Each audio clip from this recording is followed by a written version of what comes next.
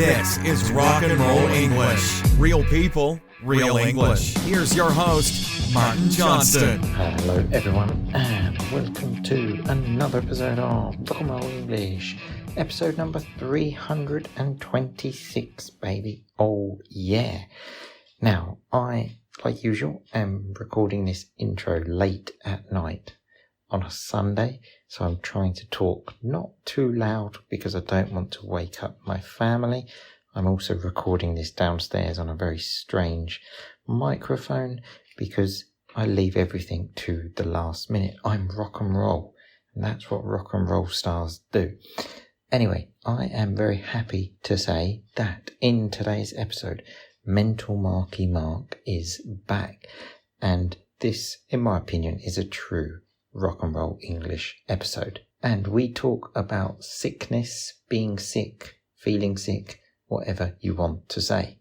Now, one piece of important vocabulary for this episode is egg yolk. So think of an egg that English people eat for breakfast. Think of like the yellow part, okay? That is the egg yolk. You will need that piece of vocabulary for later in the episode. Anyway, I just want to say I feel like I've been a bit absent of late. If you don't know, this is because I have a new job teaching at a university in London. So I'm still trying to find my new equilibrium in life, let's say. So very soon we will be back again with a podcast every single week. But in the meantime, we are sticking to one every 2 weeks. Anyway, that's enough of me talking. Here is the episode. Remember, any difficulties understanding it, check out my course, Jungle Listening, because that will help you understand the jungle of fast-spoken English. So I will talk to you all again at the end. Happy listening. Mental Marky Mark, how are you today? I'm good. Thanks. Great to be back. Great to be back. Thanks, mate.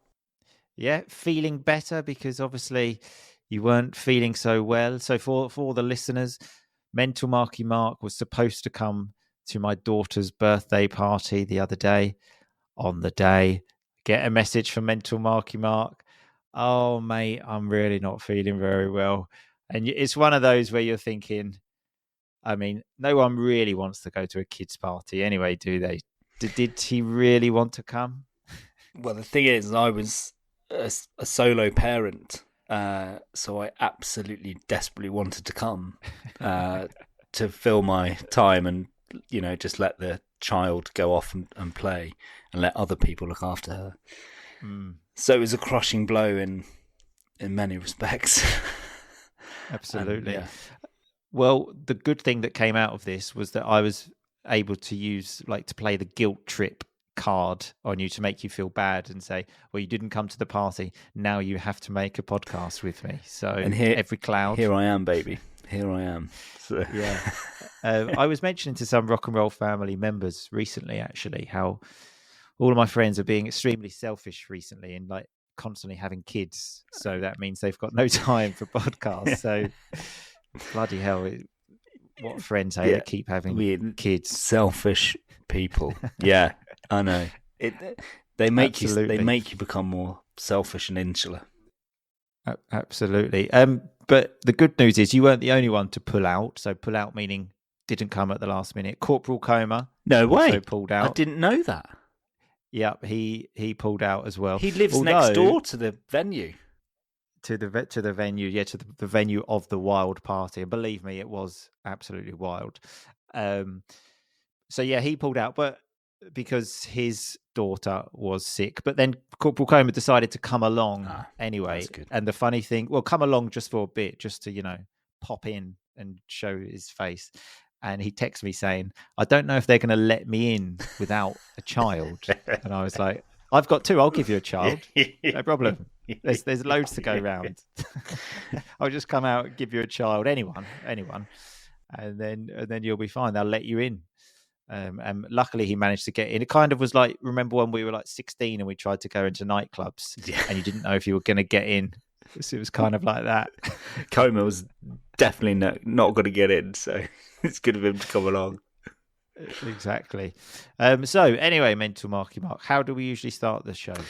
Let's check out if you've got any reviews. Yeah. Do you think we have a review? Yeah, I think they're quite consistent these days. That's my guess. Yes. Consistently not getting reviews at the Right. moment. Yeah. Okay. Yeah. Very consistent, actually. I would say for the last kind of 2 months, All right. haven't had one. Well, So now I need to tell people, look, enough's enough. Okay, we need some bloody reviews. So unfortunately, no. click follow, So, 5 stars. yeah. Come on. Yeah. Exactly. Subscribe, all of that Yeah. stuff. So on to the show. So as I mentioned in our pre-podcast chat, you feeling sick was the inspiration of this. So I thought we could talk about just illnesses in general and being sick. Okay. So I've got a few questions for you. So the first one I think is a very interesting question. Have you ever faked being sick to get out of something? So to not go to an event to say, I'm just not feeling so good. Have you ever done that, Mental Marky Mark? No, but I feel like I know where this is leading. It's not fake being sick. No. Yeah, well, that very much right. So podcast listeners that have heard Mental Marky Mark have probably heard this story before, but you take it a bit further than just I'm feeling sick to get out of something, don't you? You actually have mentioned people dying to get out of something. I can't come tonight because my wife's cousin has died. Now there is context. There is context to this. There is context. So are you trying to justify that that's acceptable to completely make up that someone has died? Yes, someone's sick. Sure, why not? But there is no context. But except that you were at a very strange party and needed to go home. It was, and I think it's fair to say that you reported back that it was a terrible party. But it was, in the delivery, I looked, Hellraiser in the eye, tongue in cheek, and said, "Yeah, someone's died," as if to say, like, "I'm going, mate. It's terrible." And I think tongue in cheek. So that expression for people that don't know is basically to say it was a joke. So you were joking about someone dying, yeah? Yeah, and is that what you're saying? It's not the done thing to joke about someone dying, but not really, is it? It's not really the done thing, is it? Having a laugh about people dying. I mean, I don't think Hillary was particularly sober when I delivered this news to him, but I hold my hands up. It was an awful thing to do and say. I mean, it was, it was probably like 20 years ago, but it was a terrible thing to say and do. If you're desperate to go from a party, just say, "I don't like the party. I'm going." I think that's much less more offensive. simple. Yeah, or there are so many more excuses rather than someone's died. Like, I feel sick would have been the perfect one. Yeah, you know what? I just feel I'm not so good. I think I need to go home. No one's died in that situation. Mental Marky Mark. But you got out of the party. What's the expression? Is it desperate times? Desperate measures. Desperate measures. Yeah. There we go. Desperate times, desperate measures. Someone's died. Someone's died. Okay. I mean, we could have a whole pod about this, but let's move on. So here's an interesting one. Do you believe in alternative medicine? Have you ever been to one of those? I think a good way to describe them is woo-woo doctors. So if something is a bit woo-woo, it's like, I'm going to heal you with the powers of this tree kind of thing. Have you ever been to a woo-woo doctor? Never. And do I believe in it? Absolutely not. Does my mum believe in it? Yeah, she loves that sort of stuff. Your mum, isn't your mum like, is your mum a woo-woo doctor? Well, no, she's a reflexologist. I guess that counts. A reflexologist? Have you what not the hell heard is that? It's like essentially foot massage, but with it's loosely linked to have medicinal properties. I mean, which is nonsense, but yeah. So, have you never had a foot massage from your mum? Yeah. Whenever I was ill, years ago, I'd get my feet rubbed. And that makes you feel better. Well, she has a map of as all reflexologists do. They have a map of your foot mapped to your body. So if you rub a certain part of your foot and you've got, I don't know, a headache, it's supposed to be the part of your head that It's ridiculous. I didn't realise your feet are so important. That's Apparently. why, maybe because I sort of broke like my ankle once. That maybe that's why I'm just so fucked up, because you broke your ankle. it all comes from there. But yeah, I totally forgot about this. You know, obviously, when back in the day, went to your parents lots of times, and there was this massage table. I did always wonder what was going on there, I must admit. Yeah, I think Hilary had plenty of ideas of what that treatment room was for. That's the thing. Even if you just mention the word massage, everyone immediately just thinks it's something sexual, don't they? Yeah. If you say I'm going for a massage, it's like, oh yeah, okay, sure, whatever. Even if it's a foot massage, it's somehow a foot fetish or something. Oh, good. Never let Hellraiser around your house, I guess, is the moral of the story. Moral of the story, yeah. I actually, not that long ago, went to a woo-woo doctor, though. Not for me, for baby R&R, who wasn't sleeping. And again, desperate times, desperate measures. We were willing to do anything. And we went to, I've had to write down the pronunciation of this word, It's a made-up word. Something like that. And we went there, and she was doing all of this weird stuff, and like she put her thumb into like our son's mouth and was like, and I'm just looking there, just thinking, what the fuck is going on here? I'm sure he sleeps like a dream now. Oh, he didn't sleep at all, and it was £60 an hour. I was going to say, how much did you pay for this? I might become an doctor. Osteopath, or I think something like that. Yeah, we went about 3 or 4 times, and so yeah, £60 an hour every time. And then she sent message like, okay, so I think we need about another 10 sessions, and I was like. So I did the really honourable thing and just stopped responding to text messages. It's called that was it. Called ghosting, apparently. Ghost. Oh, ghosting. Yeah, right. When you don't text back.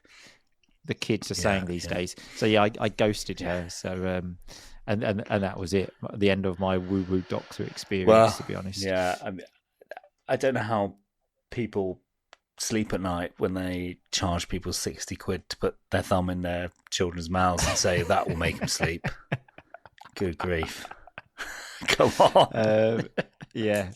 But so moving on. Okay, so when was the last time you were in hospital? Okay, I don't want to hear about anything serious, mental marky mark, but the last time you were in hospital, any times recently? Or recently, the last few years? Yeah, okay. Children being born not counting for this. Oh my! Do you know what? I am touch wood. Fortunately, haven't been to hospital for 20 years. I got punched. 20 years. I got punched at university, and I needed. You got punched? Yeah, I needed this part of my nose stitched up. Really? Yeah. Why did someone punch you? You're the last person, I think. Well, there was a podium at this nightclub. Oh, here we go. So remember, the podium is where the dancers dance. Usually the ones from the nightclub, but I can probably see where this was going. You wanted to dance on the thing. Actually, I was actually just trying to get up, but it was really busy and there were already people on it. And someone elbowed me in the face. And the bouncers got him and they wanted to like get him arrested and stuff. But I was like, oh, do you know what? Whatever.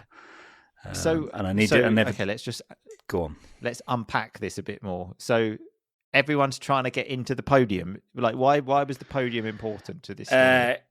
When drunk students, the podium was like the place of gravitas, yeah, where everyone was hanging out and I was dancing on there and these people were on our patch, so I was, trying to shove them off, I guess, a bit. And this guy just elbowed me in the face, yeah. And for a minute, I thought it was one of the female dancers because you said as well, the story began with punch. Now we're on elbow. It was elbow. Yeah. I thought a girl punched you in the face nothing when weird. you were trying to take her dancing spot. No.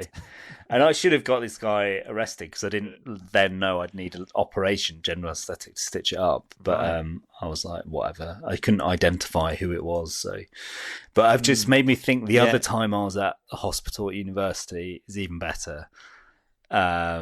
My housemate and I were arguing about something, but in a jovial context. And I made a joke about him. He was eating his dinner and he threw his fork at me, and the fork lodged itself in my hand and stabbed me, and the fork was just sticking out of my hand, no joke. And was like, we need to go to A&E. And then they were making fun of me because I was like, I want to be a pilot. Like this, you could have hit the nerves in my hand, and I'm going to be a pilot, stuff like that. Anyway, I went to A&E, and the doctor just pulled the fork out. And I was like, are you going to do anything? He was like, can you move your hand? I was like, yeah. He's like, just go home then. I was like, do I not need a plaster or anything like that? I've waited 4 hours. He's like, no, don't throw forks at each other, you morons. So you went to hospital with a fork in your hand, probably had to wait 3 hours at least to be seen. And then the doctor pulled it out and he didn't even give you a plaster. No, not even a plaster. They were just sort of shaking his head like, you idiots. Don't do this. God, not even a plaster. I mean, come on. Even my daughter, she gets a plaster. My daughter loves plasters. Yeah, they love them. They love plasters. Yeah. She gets them for everything. Yeah. And that was actually when I went to hospital quite recently, actually, with my daughter because she was sick. She'd been sick all week. And the doctor said, if she's sick again, high temperature, take her to hospital. Yeah. Took her to hospital. And so the doctor's talking to me. It was a female doctor asking me, all the questions. So when was she sick? But the weird thing was this woman was calling me daddy. So everything started with, so daddy, when was she last sick? I was like, like 2 days ago. So daddy, how high has her temperature been? And it's constantly going. I want to say, look, doctor, we are both adults. Stop calling me daddy. I am not your father. Okay? It's a really weird thing to do. You are in your 50s at least, and you are calling me daddy. Can you please stop this? My daughter is so sick. She doesn't care how you address me. It's exactly Mr. Johnston. She is absolutely not paying attention to this. Can we please stop this? Okay? So the next question I think you may have already answered. So when you're sick, do you think you're dying? So if you've just got a fork and you didn't even get a plaster and you thought your career was over. So I have been known to be a bit of a hypochondriac. Yes. And I do think I am dying. I think I'm dying all the time. And this annoys my wife greatly. I must admit, I'm the same. The other day, I spent too long on the toilet seat because I was just using my phone, like watching YouTube videos. And then when I got up, I had pins and needles in my feet, so I couldn't really feel my feet. And I thought I was going to need my legs amputated. Like they're going to cut my legs off. I was like, that's it. It's over. I keep doing that thing at night where you sleep on one arm because we've swapped sides of the bed recently. Yeah. And I wake up and have to shake my arm and get the blood flowing and get it cut off. Yeah, I've been sleeping on it too long. I'm going to have it amputated, or it's going to be a blood clot. It's going to go to my brain or my heart. And the body's like, just go back to sleep. And that obviously reminds me of when, again, sort of some tomfoolery was going on, some rough horseplay, some just playing, and the Hellraiser decided to smash an egg on Mental Marky Mark's head, to which Mental Marky Mark fell to the floor, screamed, and thought the Hellraiser had hit him with a glass bottle. It was a legit. Again, you wanted to go to hospital. We should have gone to hospital, waited 3 hours while you had egg yolk in your hair. That was ridiculous. I was not expecting it. Just try and imagine this, everyone. Just someone smashed an egg and the other person goes, ah! And is on the floor thinking that he's just been smashed with a bottle. I mean, the egg whites and yolk dripping down my head were warm because it'd been in his pocket for ages. I didn't know what it was. But that was probably one of the greatest nights of our youth, that night. Because that was the same night as many things. Great party, great winding up of one of our friends in particular. And great when you broke my chair in my living room. Because again, you were dancing on it. You thought it was a podium. You were standing on the chair, dancing. Next thing, bang, you're on the floor. Everyone was laughing, and I was thinking, oh, fuck, my dad is going to fucking kill me now because he's broken the chair.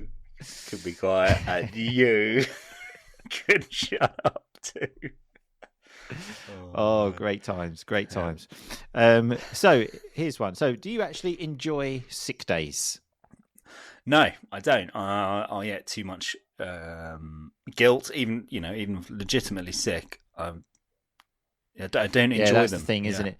When like you're at school and you're not really sick, and then you don't go to school, it was like the greatest day ever, because oh yes, I don't have to go to school, sit down, like watch TV all day. But when you are actually sick, it's rubbish. It is. Yeah. It is absolutely not. And you fever, you've got shivering in bed, but you're really hot at the same time, and you get no sympathy from your family. By the way, none. Exactly. Yeah, with kids, it's basically you just can't be sick.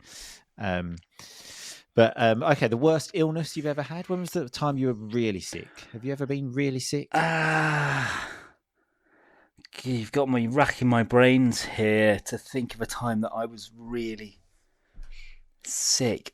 Do you know what? I don't think so. Never been sick? No. Really sick? No. See, I had food poisoning once. And again, maybe it's just me sort of overreaction to things, but my God, I thought I was dying for like a week. It was so bad. Yeah. And so you couldn't eat anything. I remember actually I was at work that day. I was only like 19 and I thought, brilliant. I can go home now and it will be like a fake sick day. I actually invited Dan the man around to my house to play on the PlayStation and then very quickly realised, no, this is not a joke. Yeah, I'm ill. This is not a joke. I am actually really sick. It kind of brings me on to the next question, which is, have you ever pooed yourself? Have you ever shit your pants? Because when you've got food poisoning, believe me, if you're just trying to do a cheeky little fart, you're in trouble. You are in big trouble, believe There is me. actually quite a famous story from my place of work about me. Because I was on this huge exercise and we were... Okay, so that story of mental marking marks is going to continue in the members area where the conversation continues tomorrow, and we go really deep into some really personal stuff tomorrow. So if you're in the Rock and Roll English family, you have that to look forward to. If you're not, what are you doing? Become a member of the Rock and Roll English family. More than 1,000 extra episodes, a chance to build a personal relationship with me and lots of amazing people from around the world. The best online community in the world, in my opinion. And of course, you will be able to listen to Mental Marky Mark's story. So anyway, let's have a look at some of the R&R vocab from today. So Mental Marky Mark said that at the beginning, when he wasn't able to come to my daughter's party, it was a crushing blow. So a really difficult thing to accept. He was devastated. Not sure if I believe him, but anyway. I mentioned how I could play the guilt trip card on Mental Marky Mark. So a guilt trip, you make someone feel guilty. And that's how I got him on the podcast. I mentioned also Corporal Coma pulled out of the party. So if you pull out of something, you say you're going to do it, and then generally towards the last minute you say, I can't. We spoke about Mental Marky Mark taking it further than I am sick to get out of something. So get out of something. Again, you said you're going to do it, but in the end you find an excuse to get out of it. He then said, saying his wife's cousin had died, he said that tongue-in-cheek, which means you're saying it as a joke, even though it clearly wasn't. He mentioned as well, talking about dying is not the done thing. So the done thing, things that people normally do. He also said, I hold my hands up. It was an awful thing to do. So I hold my hands up. I accept the responsibility. We also then spoke about an expression, desperate times, desperate measures. In fact, the full expression is desperate times call for desperate measures. We spoke about woo-woo doctors, the ones that are not really doctors.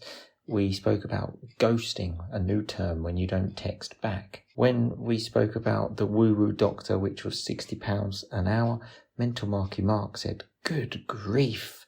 Like, oh my God, good grief. And then he said about going to hospital, touch wood, I haven't been to hospital in 20 years, so hopefully this won't happen. He then said, I have been known to be a bit of a hypochondriac. So I have been known. Some people say this about me. I then mentioned when I had pins and needles in my feet. If you have pins and needles in any part of your body, it kind of goes numb and you feel that strange feeling, like if you sleep on your arm. Then I spoke about the time when the Hellraiser smashed the egg on Mental Marky Mark's head, and I mentioned that some tomfoolery was going on, some messing around, and also some rough horseplay, so pretending to fight, let's say, not real fighting. Like I said, it wasn't a bottle, it was an egg. And Mental Marky Mark said that night we were winding up one of our friends. So when you wind someone up, you try to make that person angry. And last but not least, Mental Marky Mark, when we spoke again about going to hospital or something like that, he said, you've got me racking my brain, so you've got me really thinking. Anyway, that's all of the vocabulary, all on the website rockandrollenglish.com. Remember, go there and think about becoming a member of the Rock and Roll English family. I will talk to you very soon, people, but in the meantime, just keep on rocking, baby. Thanks so much for listening to Rock and Roll English. For more great content and to stay up to date, visit rockandrollenglish.com and facebook.com/rockandrollenglish. We'll catch you next time.